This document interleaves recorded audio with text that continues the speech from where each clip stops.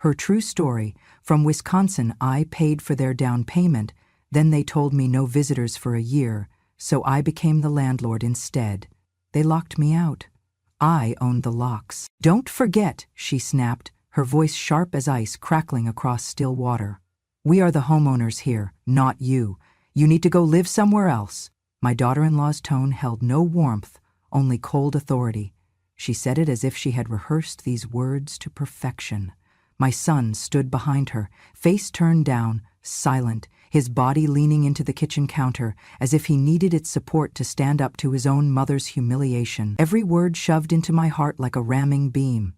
It took me a moment to steady my breathing. I clutched the envelope in my hands. The stack of papers containing proof of the down payment I had made, the copies of bank transfers I had authorized, the folder labeled Deposit for Mortgage with my name on it. My hands were shaking. I had left my small home in Wisconsin for this moment, this family's milestone. I had believed in them. I had believed in us. Now I stood in a house I helped build, with two people telling me I no longer belonged. They treated me not as family, but as a burden. I looked at my son, his gaze averted, lips pressed tight in helpless resignation. I looked at the woman I raised, who now held the power to erase me with a few careless words, and I felt the sting, not just of rejection, but of betrayal. She laughed then, a cold, triumphant laugh that echoed in the high-ceilinged living room. Don't worry, she said. You'll have plenty of places to go, plenty of room in the next year. You're no longer welcome here. She gestured toward the front door, as though framing an exit stage left. Get your things, Mother. Pack it up. We'll call the movers tomorrow. My heart pounded so loud I thought it would stop me from breathing, yet I stood still, unmoving. I did not cry. I did not plead. I did not speak. I knew enough to know that no argument would change their minds. No tears would soften their cold resolve. I reached into the folder and withdrew the contract with my signature, my money, my effort, my participation. I had believed I was investing in their future. Instead, I was being discarded. My palms grew damp. I closed the folder and held it like a shield. My head bowed slightly. If anyone saw, I was unmoved.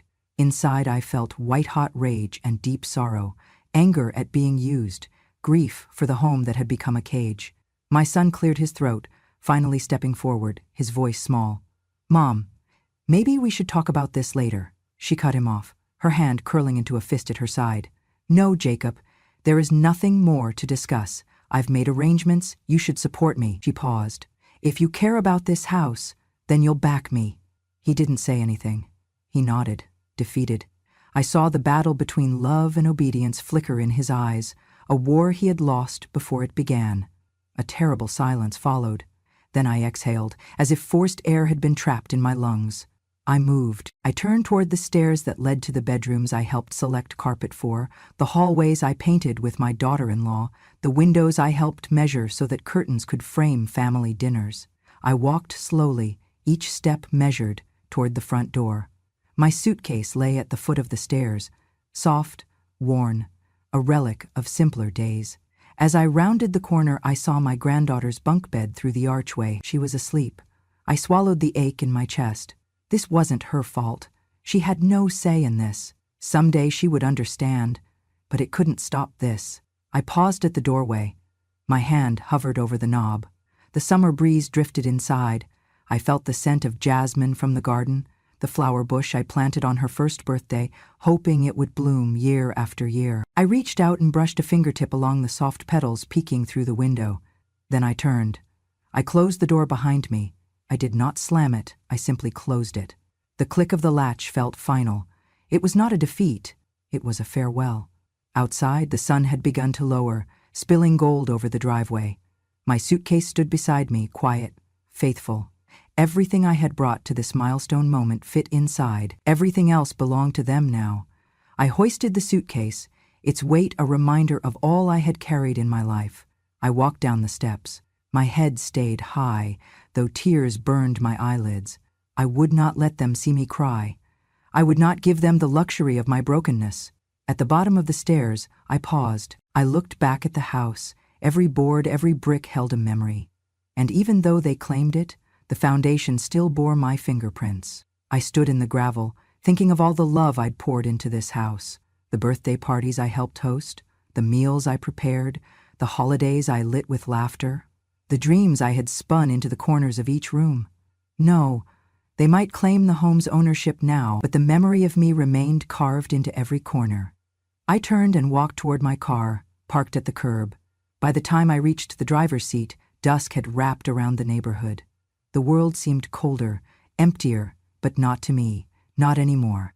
As I settled behind the wheel, I closed my eyes for a moment. I thought of what comes next, what I would do, where I would go. I thought of who I was beyond this moment, a woman who made sacrifices, who invested not for profit, but out of love. A woman who would not watch without response, a woman who knew she had rights, even if ignored. I started the engine. The rumble beneath me felt reassuring. I did not yet know what awaited me. I did not know where my path led. But I wanted more than this, more than forced exits, and so I drove away. Behind me, the lights of that house shone in the gathering dusk. Ahead of me, the road stretched into night. I did not belong behind that door anymore, but I belonged somewhere else, somewhere I would build new doors, better ones, where I was needed, wanted, respected, where I would own the locks and the right to use them. I remember the day my dear Harold passed away, his hands still smelling of cotton and thread. He was a tailor by trade, a gentleman who loved the hum of his sewing machine more than anything. When he succumbed to cancer, I inherited not just his grief, but also his thrift. He used to say, "Every stitch is a stitch toward tomorrow." I kept that philosophy alive as I counted nickels and dimes for the future. For 10 years after he passed, I pieced together every paycheck from odd sewing jobs. I hand-stitched baby clothes, repaired church banners, darned socks for neighbors. I kept a ledger. Since kindergarten I'd loved order, so I could track how much I had saved. I charted in the back of Harold's ledger book. Every dollar marked a moment closer to something new. When Jacob and Camilla told me they were ready to buy land and build a house, my heart leapt. A house of their own, not renting, not starting over every year. I had been saving, and I offered them my entire down payment. "I insist," I told them sternly, waving the ledger printout. "This is for family, to build a foundation." Camilla hesitated, clutching her purse. "Mom, we can manage." But I interrupted. "You will take it, and it will be called the Hamilton Family Home." They said thank you. I nodded and passed the check across the kitchen table. The paper felt heavy in my hand. It was the first time in years I felt I was truly investing in tomorrow. We signed the loan documents together. I was listed on the deposit line. My name glowed on the page, contributor. The bank clerk handed me copies of the contract and shook my hand. "You'll get to pick curtains," Camilla joked. I laughed like a child. Fast forward 6 months, and it was ceremony day. The Thursday before Easter, when winter still clung to the wind. My sons always teased that I loved every holiday. Maybe I did. The contractor handed me the brass key, the first key, to their home. They had phrased it as a gift. It was mine and theirs, and hard-won. I pressed the cold key into my fingers. The smell of pine and varnish filled my nose as the door creaked open. My heart thumped like it used to during church on Sundays. I stepped across the threshold and everything felt alive. The floors gleamed like sunlight on water. I knelt and ran my hand along the grain. The walls were freshly painted, the color a soft sage that reminded me of rolling hills at dawn. The fireplace had a mantel, ready for photographs I hadn't even taken yet. Camilla gave me a warm smile that day. "Thank you for making this possible," she whispered. I nodded and hugged her softly, feeling warmth spread through me. We walked through each room together. The kitchen, so bright, with space for holiday dinners. The dining area, where I imagined placing a long wooden table for Thanksgiving. The bedrooms. They had already decided on my favorite corner room overlooking the garden. Outside, we planted a rosebush and a sapling maple. I pressed the shovel, making the first hole with my hands. Camilla helped pot the rose, telling me how she'd name it, Love and Legacy. I stood back with my grandson in my arms. Lily was 10 months old, cooing and reaching for the leaves. I brushed her soft hair and whispered, "This house is built for you." I could almost hear the future laughter. I envisioned Christmas mornings with stockings, Easter egg hunts in the yard, birthdays with balloon arches and cake frosting on everyone's faces. Every brick, every tile, Every paint stroke had been paid for in part by me. It was the culmination of hardship and thrift, of early mornings and late nights. I had earned it. My contribution was real, and I had earned the right to stand here. Later that evening, as we toasted lemonade on the porch, Camilla looked out at the horizon and said, "This is home." I felt each word settle in me like a blessing. But blessings sometimes have an expiration date, and soon enough something changed. That night, I stayed late. I cuddled Lily until she yawned, telling her about Grandma and Grandpa's tiny rental apartment years ago. I told her how I did chores so she would have a bedroom like this one. I kissed her head, turned off the lights, and quietly walked out the back door, closing it gently behind me. The house felt too quiet, too new, too untouched. My footsteps didn't echo. My laughter felt foreign. I wanted to stay. I could have stayed in the guest room. No one asked me not to, but I left. Something inside me told me change was near. The next morning I showed up for breakfast. The smell of bacon and eggs warmed me, but there was no invitation. Camilla didn't offer me a plate. Jacob barely looked up, chewing without saying a word. That afternoon I settled in the guest room with needlework and a cutting board, making a salad for dinner. I heard voices downstairs, not planning around me, just making plans. The plans of people who used the word space a lot. Our space, they called it. I felt my hands go cold. The house still made me ache with love. It held ghosts of my dreams, and the knowledge I had built it with my own legs. But I also felt a presence I hadn't felt before, a barrier between me and the house I made. I would not see it, not yet.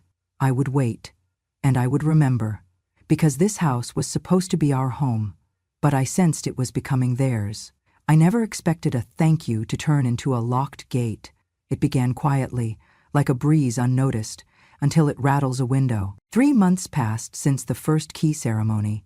I came by weekly, believing I was simply a part of this family's rhythm. Through the front window I watched Lily chase her soccer ball on the lawn and heard Camilla coaching her from the patio. Those were moments I once thought would include me. Afternoons full of laughter where I'd stay to help unpack groceries or set the table. Instead, one Saturday afternoon, Camilla met me at the door. She held her phone like a shield. "Mom," she said, her voice polite but final.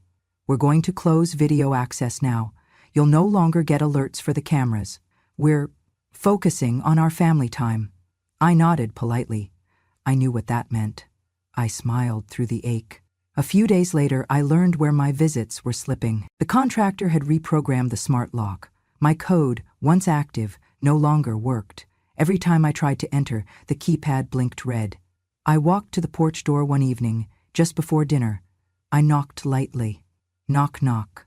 The sound echoed through the hallway like a question no one answered. Lily's laughter drifted over dinner plates, and I felt the ache of being stopped at the threshold of what I helped build. I did not leave. I waited. 2 nights later, I wrapped myself in my shawl and sat on the porch steps.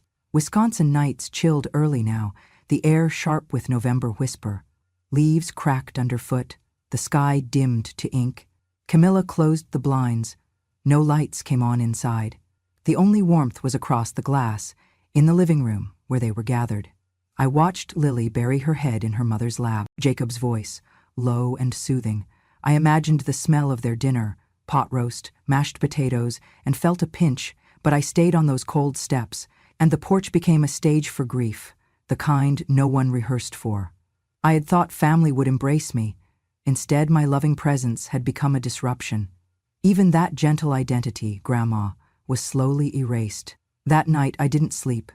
I leaned against the cold wood of the porch, hugging my knees. Tears I once bottled up spilled out. The home I helped build had put me on the outside looking in, and I realized this was not about space or privacy. It was about control. But I stayed silent. Months passed. Visits dwindled further.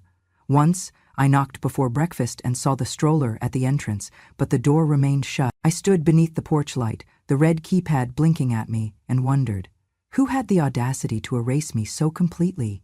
When they locked me out for a full night after Thanksgiving, when Lily slept instead on her father's work trip, I noticed the sleigh bell, Wisp, I'd hung on the doorknob at Christmas time.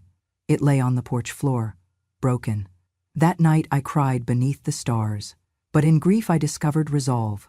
This wasn't a story about departing. It was about reclaiming the narrative that had been hijacked. It was about knowing my place wasn't up for debate. I did not storm in the next day.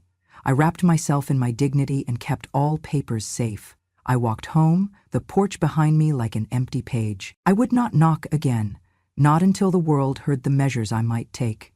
Because sometimes, being kind in silence lays the groundwork for speaking loudly through action. I sleep better now than I did on that porch, because I know I am not powerless. But they are safe behind those locked doors, wondering why their smart home still feels haunted by absence. The wind came that night without warning. One moment the sky had been a gentle dusk. The next, it had roared in, tearing across the plain and rattling the porch screen like angry hands. I heard it when I sat down on the top step at dusk, clutching a thin wool blanket, the one I'd brought from home that morning, fresh from the dryer. I had decided to stay and watch the Christmas lights I had helped string, the ones appearing like frozen laughter around the eaves. But that laughter gave way to sharp notes of wind, and the glow flickered until darkness swallowed the bulbs. By the time the storm hit, I was halfway through my prayers, reciting them like a mantra to keep the fear in my chest from rising. I sat there, leaning against the cedar post I had once painted by hand, its scent a memory of summer evenings. I wrapped the blanket tighter beneath my arms. The fabric felt thin in the gusts that pulled at my clothes, but I stayed. The wind picked up speed.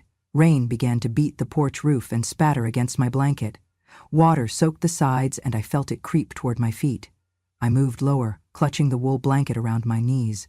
My breath came in soft bursts, but I did not shiver. Inside, it smelled of cinnamon and roasting turkey.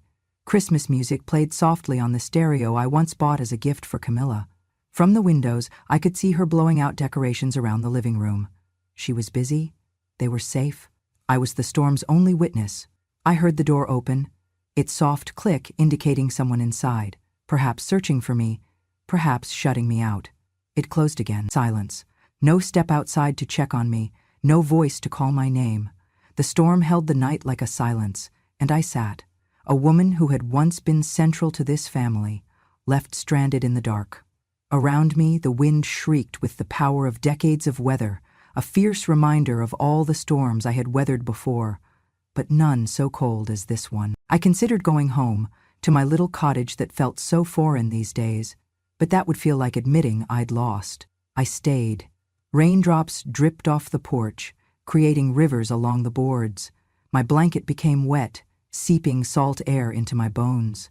That moment is seared in me, the contrast of warmth inside and freezing reality outside. It was a line from one life to another I had not asked to cross. I tried to sleep, sitting upright.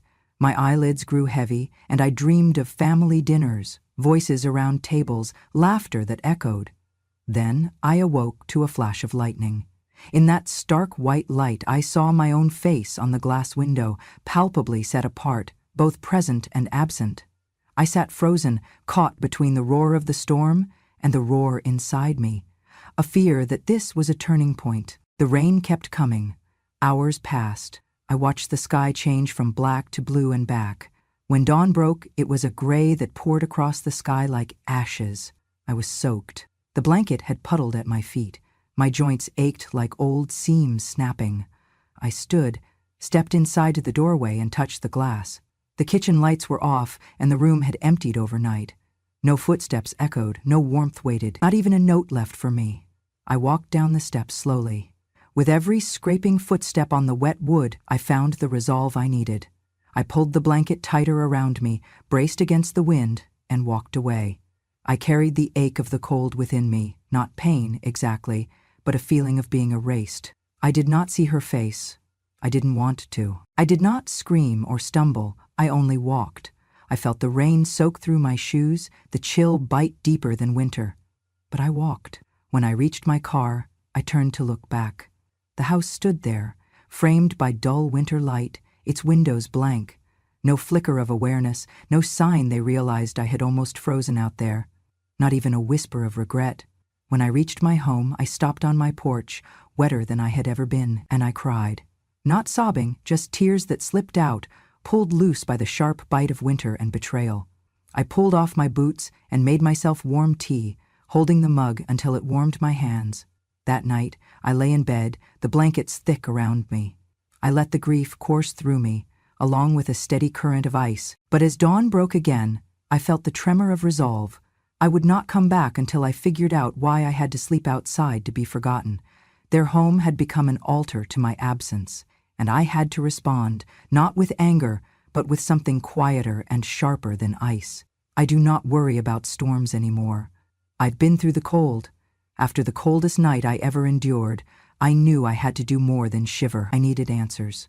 So the next morning, I sat at my kitchen table, wrapped in a warm shawl, and pulled out the stack of loan documents I had saved, those thick reams of paper I had barely glanced at since signing. I opened them where I had left off. Page 14, Section D, Line 3. There it was, in small but unmistakable print, co-owner of deposit, and beneath it my name printed clearly, co-owner. It was a moment of strange relief, not joy, just understanding. I had more than emotion tied to this house. I had legal standing. My heart pounded. I read and reread the phrase as though I were discovering a family secret locked in plain view. I called my husband's old attorney, a kind man who had helped us through the grief of Harold's passing. He answered after 3 rings. Ruth? Ruth Hamilton? I cleared my throat. I need your counsel, Frank. I'm listed in the loan documents as co-owner of the deposit. What does that give me? He paused. It gives you rights, Ruth. Not just rights. Influence. That's a non-trivial designation. It means you have enforceable interest in the asset, the house, because you brought the funds. I felt the weight of those words. Enforceable interest. The phrase echoed across the years of silent sacrifices I had made. It meant I belonged more than a visitor. I belonged in law. Can I do something with this? What should I do? Collect evidence, bank receipts, copies of the deposit check, anything, then file an interest on the property. Better if you add yourself formally to the title, or draw up agreement with the other 2 owners, your son and daughter-in-law, defining your rights. I thanked him, closing the call with a determined breath. I gathered my pen and paper, unraveling old receipts from my bag, the canceled check to the builder's escrow, the receipt stamped by the bank, a thank you letter from Camilla joking about curtains. I made photocopies and wrote notes in the margins. My living room looked like a lawyer's office by noon. I charted dates. November deposit, March closing, July lockout. I began drafting a timeline of hospitality turned hostility. I printed the bank ledger showing the withdrawal from my personal account. I copied the email threads where Camilla thanked me. I even noted the surveillance footage that recorded me standing by the door that November night, in case I needed evidence of attempt to re-enter. By the time darkness fell again, my table was stacked with files, my brain buzzed with clarity. I wasn't powerless. I had rightful claim. I had momentum. Late that night, I contacted another attorney, someone recommended by Frank who specialized in elder rights and property disputes. His assistant called later to schedule a meeting. As I crawled into bed, I realized I slept more soundly than I had in weeks. I wasn't chasing emotion. I was chasing rights.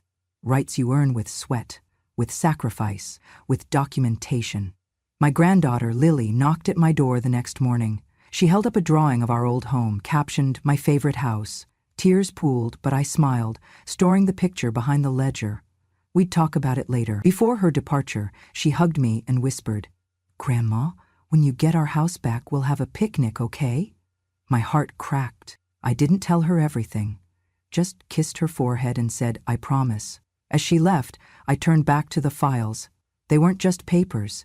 They were the past hand I'd played, now ready to claim victory. I gathered everything into a folder labeled Evidence, Deposit Rights. Tomorrow I would send a certified letter to Camilla and Jacob. I would ask for a meeting. I would request clarity and respect. I would offer a solution, either formalize my role or acknowledging my rights legally. It was not revenge, it was justice, and the law was on my side. I remember the day I made the call. It felt different from the others, calm, deliberate, almost ceremonial. I dialed the number of the attorney's office I had found on my meeting with Frank's recommendation. The receptionist answered kindly and scheduled me for an appointment 2 days later. After that, I knew how things would start to unfold. On the morning of our meeting, I wore a simple blouse and a pin my late husband had given me. It was the same pin I'd worn at the first key ceremony, an old silver flower, not flashy, just meaningful. I wanted to feel grounded. At the attorney's office, a woman named Ms. Carter guided me in. She had a gentle voice but spoke with precision. She reviewed the documents, the deposit receipts, the bank records, the loan contract clearly stating co-owner of deposit with my name. She nodded slowly. "We have a strong case." I sat forward, hands folded in my lap. "I don't want confrontation. I want respect. I want my role acknowledged." She smiled. "That's fair. We'll prepare a formal petition to declare you as landlord, the legal holder of rights on the property. Then you can enforce them, including the right to grant or deny access." My heart fluttered, not from fear, from readiness. The next morning we dropped the petition at the county offices. We paid the filing fee. I watched the clerk stamp the papers, filed. It sounded like a bell in the empty hallway. Inside, I felt lighter, not triumphant, just recognized. Later that week, I scheduled a locksmith visit to the property. The key I had once held for ceremonial reasons no longer mattered. I needed new steel forged for clarity. The locksmith came in the afternoon, a stern man who didn't ask questions. I handed him the address and watched as he worked. He finished quickly, fitting a heavy brass lock onto the front door. He tested it. "You're set," he said, sliding the new key toward me. It was solid in my hand, but I didn't flush it. It would stay with me. He packaged the old key in a plastic bag. "You sure you don't want both?" he asked kindly. I shook my head. "I only need one." That evening I stood back while a board bearing the words, "Landlord Access Restricted, Only Key Holder May Enter," was affixed beside the doorbell. The vinyl letters glinted in the setting sun, serious and unmistakable. I stepped away and then took a breath, looking at what I had done. No anger in my posture, only resolution. This was the politest exertion of authority I had ever taken. The house no longer belonged solely to them. It belonged legally, officially, in part, to me. More, it belonged under my protection, not just their enjoyment. That night I slept well, for the first time in weeks. I did not worry. I did not fret about cameras or invitations. I trusted the law, and more, I trusted myself. I made plans the next day. A letter to Camilla and Jacob, explaining that from now on any visit would need my permission. I drafted guidelines for visits. Time-limited, respectful, supported by mutual understanding. I required notice. I offered to share coffee in exchange for conversation. It wasn't rejection. It was reciprocity. They would have to invite me, and they would have to mean it, because I meant it. I meant to reclaim my place, not as a guest, not as a relic, not as a burden, but as someone they should have never dismissed, someone who trusted herself enough to stand up. And finally, someone who owned the locks. The phone rang just after breakfast, shattering the morning calm. It was my daughter-in-law's number flashing on the screen. I sat back in my kitchen chair, hands folded, and let it ring twice before I answered. "Yes, Camilla?" Her voice came sharp and frantic. "What have you done?" she demanded. Her tone had the tremor of panic. "Are you insane? You can't just change the locks. I live there. I have rights." I took a deep breath. "I'm sorry you feel upset, but legally I am now the landlord. I followed the proper process, petition filed, locksmith came, notice served." I spoke softly, deliberately. There was no room here for raising voices, Inc. She cut in, near hysteria. "You can't! You just can't! I'm calling the police. You'll be arrested for unlawful eviction." I closed my eyes. "Let them come," I said quietly. "But I suggest you read Section 8, Paragraph 3 of the Wisconsin Landlord-Tenant Act." I heard her gasp. "You're the tenant now. You need permission to enter. Visits require my approval, 48 hours notice, 1 hour limit, $25, 0 cents per visit." Her voice wavered. "Fee? You're charging me?" "Yes," I said. "Think of it as property management. I'm willing to negotiate terms, but first I hold the key." She screamed, "This is extortion!" and hung up. Moments later, the doorbell rang. I walked to the window and saw 2 officers on my porch, Camilla pacing behind them. My son Jake stood behind her, eyes downcast, hands shaking loosely at his sides. The door opened and the officer addressed me. "We got a complaint." "Ma'am, can I see your key?" I nodded and inserted it. The bolt slid open with a satisfying click. They entered and examined the lock, the legal notices taped to the door, the locksmith's invoice. Their faces shifted from confusion to respect. The senior officer turned to Camilla. "Lady, it's legal. The key holder sets access." She sank onto the couch, her face pale. My son whispered, "Mom?" I looked at him gently. "Jake, I don't want to punish you. I want respect. I want recognition that I helped build this place. Emotionally, financially, morally." He looked at Camilla, who rubbed her temples. Silence filled the room. Officer placed a hand on her shoulder. "If you want access, you contact her. Deliver the notice, pay the fee. That's how landlord-tenant works." I glanced at the officer. "Thank you." Eventually they left. We were alone. I felt the weight in my chest ease, not because I had been victorious over them, but because the truth spoke for itself. Camilla stared at me. "What do you want?" I took a slow breath. "I want to know that my presence matters. So, if you want me here, you'll plan, you'll notify, and you'll mean it." Her eyes glistened. She swallowed hard. "Mom, I'm sorry. That came out wrong. I'm overwhelmed." I nodded. "So, pay the fee. Then let's have tea together." She sank into a chair, tears in her voice. "Okay." I walked to the kitchen and poured tea for us both in delicate mugs, my pattern. We ate scones I had baked that morning, the house smelling like cinnamon and warmth. I felt the old joy stirring as we talked, not about locks, but about Lily's upcoming recital, Jake's new job, and the small joys we used to share here regularly. It felt like the first tremor of thaw after a long winter. Still, I didn't let the key leave my pocket again. I stayed calm, regal. I was the owner, the landlord, the grandmother again, but on my terms. Later that afternoon, I heard a quiet knock. One knock, deliberate. I answered it, and there stood Lily, shy, holding a note. "Grandma, can I see you?"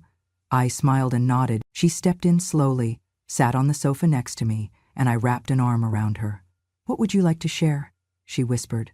"I don't like it when you sit on the porch. I like it better when you sit here and talk." My eyes misted. I rubbed her hand. "Me too, darling." When she left, I closed the door and drew my key from my pocket. I turned it in the lock, then slid it back. The house felt like home again, not because of bricks or walls, but because I had returned to a place where I was wanted, by choice, not assumption. By evening, Camilla came back with a small envelope. She slipped it onto the table. "Here," she said, "for tomorrow." I opened it to find $40. She said softly, "2 visits. I want to bake with you tomorrow morning." I looked up teary-eyed. I would love that. Before she left, she hugged me. I let her. I didn't hold back. That night, before I went to bed, I held the keys close. They were still mine. Not for revenge, not for power, but for peace, for choice, for the respect I deserved. They were theirs when they earned them. But from now on my terms, and that, finally, felt like home again. My hands trembled slightly as I picked up the brass key that hung on my keyring. I had carried it with me every day since the locksmith changed the lock. It was more than metal. It was affirmation, ownership, respect, recognition. It bore the weight of months of erasure and humiliation, but also the weight of victory. Not revenge, but justice. That morning, I arrived at the doorstep of the house I helped build. I was early, the sun still low and soft across the lawn. The flowers I had once planted peeked through the soil, gentle reminders of past hopes and present possibilities. I took a breath and let the cool Wisconsin air fill me. I and this key had come for a reason. But more than that, I had come for myself. I inserted the key and entered. The door opened a fraction, then fully. Inside, I found Camilla standing in the hallway, her face pale, exhaustion etched around her eyes. My son Jake hovered behind, shifting from one foot to the other. She looked hesitant, unsure how this visit would unfold, or if it would shatter like so many others had. I stepped inside quietly, closing the door behind me. I folded my coat and draped it over a chair in the foyer. No proud stance, just composed resolve. She swallowed and extended her hand. "Mom," she whispered, I'm sorry. For everything." My heart lightened. It wasn't dramatic. No cameras catching tears, no music swelling with betrayal. It was simple. It was human. I nodded. I appreciate that, Camilla. I didn't come to tell you I'm taking over your home. I came to say thank you for inviting me back. She blinked. We realized we were wrong. You were never asking for anything but belonging. I met her gaze. I never wanted the locks. I wanted your respect. You questioned that, so I asked the law to remind us all of the value of integrity. Camilla bit her lip. That was bold. I smiled gently. Bold is just dignity with a spine. She laughed softly. Relief born of guilt, perhaps. My son stepped in then. Mom, please stay for breakfast. I nodded. I'd like that. We moved into the kitchen. My hands brushed against the counter where I had talked to Lily about sewing, where I once helped sift pancake batter. The home felt different, but not bad. It welcomed me now, with understanding. Camilla set plates on the table. I placed a small vase of daisies, plucked from my garden that morning, in the center. Remember these? I asked, gently. She touched them. I do. Moments later, breakfast began. We spoke in small voices. I told them about the legal process, landlord rights, deposit contracts. They listened. They didn't argue. They listened. When Jake finished eating, he looked at me. Mom, I'm sorry I didn't stand up sooner. I reached across the table and touched his hand. You were doing the best you knew, and now you're learning how to do more. He nodded, eyes glistening. Camilla cleared her throat. So, are you going to charge us again? I leaned back, laughed softly. I'd love a few more visits, maybe bake some apple pie tonight, no charge. She let out a breath she'd been holding. Deal. At that moment, I realized something. This visit wasn't about winning back space. It was about mutual respect. Doors opened because I chose to walk through them, not because I was allowed. A few weeks later, I sat on the porch of my cozy cottage in the town nearby, a house small, sweet, and all mine. A spare room for guests, a lavender bush by the door, a picket fence I built with my own hands. It was morning, sunshine spilled across the hardwood floor. I stirred a cup of tea and tucked a note into my coat pocket. Welcome, Grandma. 10 a.m. Tuesday, knitting circle starts here. A group of local women, widows and retirees, had asked me to share sewing lessons. I loved to teach, and I loved the idea of building something new. I sold off my share of the old house. I retained legal interest, but formally released formal claim.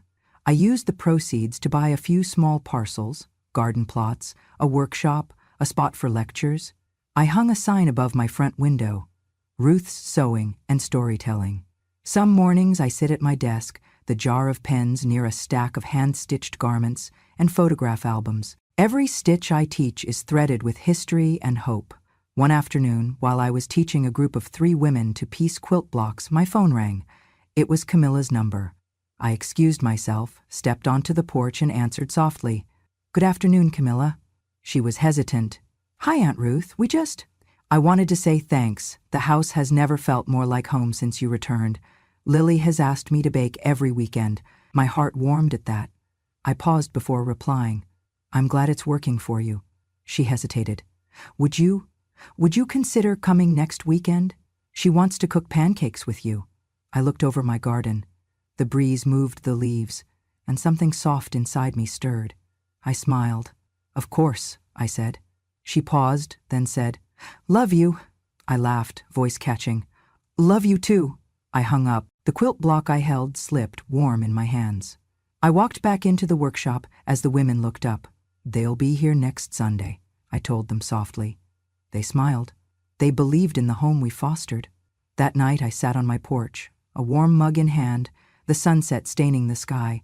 I thought of the past year, the cold porch nights, the locked doors, the fear, the law, the key. I thought of the journey from burden to boss, and beyond that, to belonging again. I did not need their money. I did not need their approval. I needed respect, and I earned it. I looked at my hands. They were the same hands that sewed little dresses, planted gardens, balanced household budgets.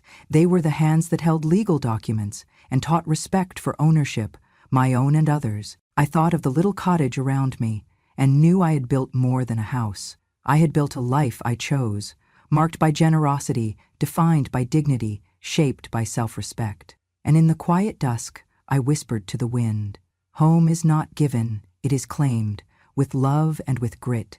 I raised my mug, and toasted to the future. Not to what I lost, but to what I gained.